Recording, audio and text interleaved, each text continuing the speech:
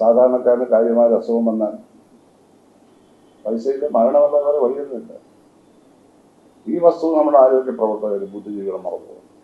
ലോകത്ത് തന്നെ ഇത്രയും ആശുപത്രികളുടെ എണ്ണത്തിൽ എവിടെയെങ്കിലും ഉണ്ടെന്ന് എനിക്കറിയാം റിപ്ലേസ്.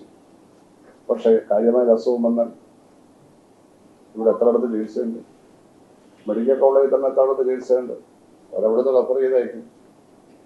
ഇതല്ലേ യാഥാർത്ഥ്യം? ആ യാഥാർത്ഥ്യമാണ് ചർച്ച ചെയ്തത്.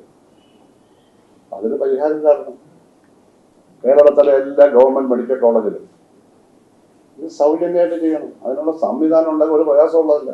അവിടെ നല്ല കെട്ടിടങ്ങളുണ്ട്, ചിലർക്ക് എക്യുപ്മെന്റ്സ് ഉണ്ടാവും, അവിടെ നല്ല ഓപ്പറേഷൻ തിയേറ്റർ ഉണ്ടാവും. അത് എക്സ്പാൻഡ് ചെയ്യണം. ഇതൊരു അർജന്റായ ഒരു ആവശ്യമാണ് കേരളത്തിൽ. ആസൂത്രണ വിദഗ്ധന്മാർ ഇതേപ്പറ്റിയൊക്കെയാണ് പറയേണ്ടത്. സൗജന്യമായിട്ട് ഒറ്റ പൈസ വാങ്ങരുത്.